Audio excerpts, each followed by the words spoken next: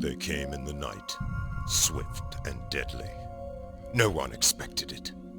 Man had suffered the Drudges as a nuisance too long to see them as a true danger. But now, with unseen forces leading them, they overwhelmed Cragstone's defenses. The humans fought valiantly, Tumerok and Lugian allies at their side. But the enemy proved too many. By dawn, all that remained were ashes and blood. Now, after so many years, hope has rekindled near Cragstone's grave. The Drudges remain ever a threat, their days as a mere annoyance forgotten. Yet those who would protect New Cragstone have found a key to victory. Glyphs, enchanted stones that will open vaults holding secrets long forgotten. Perhaps what lies within these vaults will prove our salvation, the means to take back what has been lost. Time and the bravery of those who dare to enter will tell.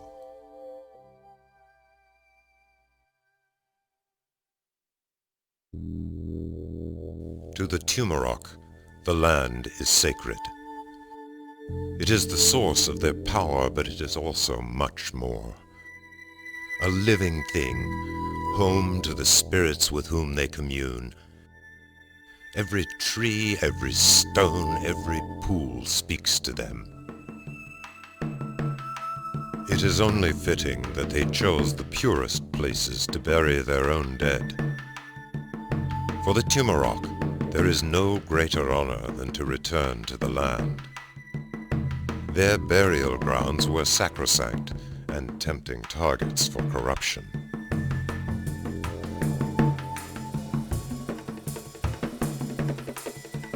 In time, a new magic came to the land. A magic not of creation and life, but of blight and decay. Jungles turned dark and twisted, swamplands fetid and grim. The spirits wailed in agony, their cries echoing among the tormented trees.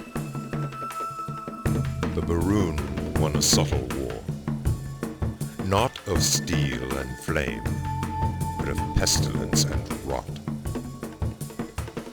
But by sword or spell, the end is the same. The Tumerok's sacred grounds have fallen.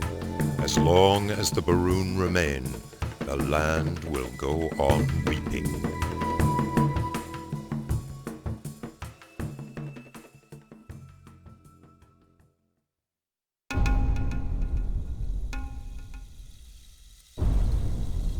The Gurog appeared after the world shattered.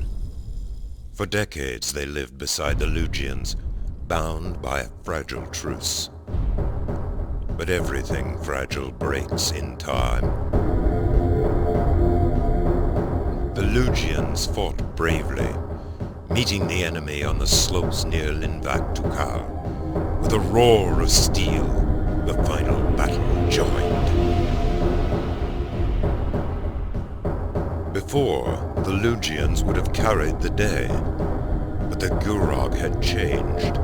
They were mightier than before, twisted with dark power.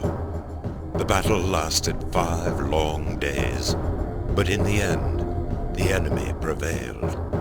Lugian blood poured down the mountainside.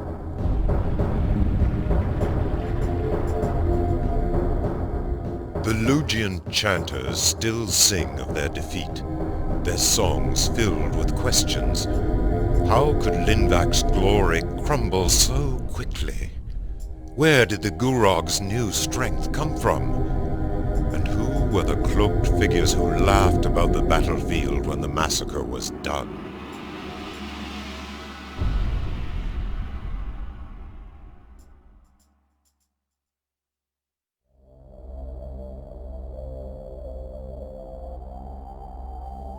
He was the one who watched over us, when the whole world seemed our enemy.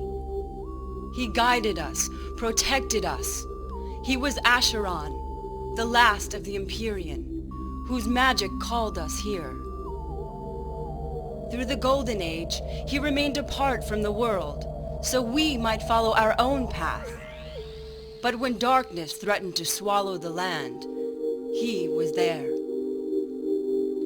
He gave himself for the good of all. Acheron was no god. We do not bow to him, but we do honor his memory.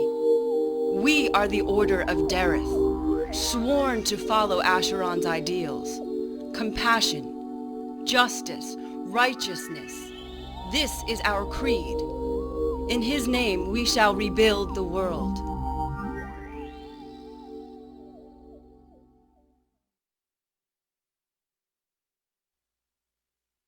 Folk remember the dark times, when destruction roamed the land. They think of war, death, torment. They blame those of us who walk in shadow, call us evil. But we are not. We were deceived by the one who ruled us. To understand us, you must first understand him. Hope Slayer, they called him. Baalzaron, the fallen lord. He craved power and gave himself to chaos. His obsession nearly destroyed the world.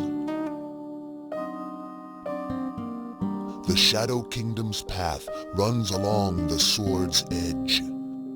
On one side, untold strength. On the other, madness. The Hope Slayer strayed and fell. Look on his face and swear, I will not follow.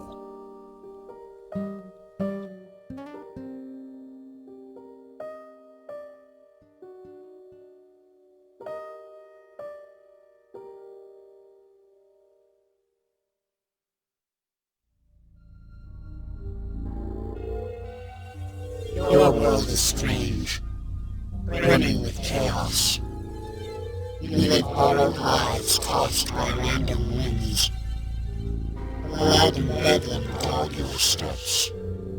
You sleep with breath held, awaiting death from the dark. Such abhorrence is intolerable. Order must be imposed. The world cannot remain this way. You will serve order or be swept aside. It is your choice. But is it not better to sleep without the fear of waking with claws upon your throat?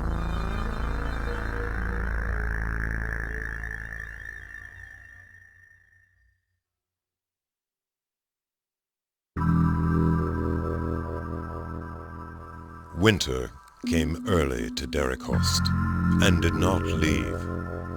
The halls of the palace sparkled with frost. One day, ships appeared from the east, gliding into the harbor. The women aboard these ships were strange, tall with eyes of marble green. They came to the palace, telling of their home, an island lost to darkness. The king had a son, Geraint, a sickly boy who coughed blood. The women offered him relief. If his mind was strong, he could have eternal life. Geraint traveled to the witch's island, and there he learned the truth. To give up death, one must forsake life as well. So Geraint became undead, the firstborn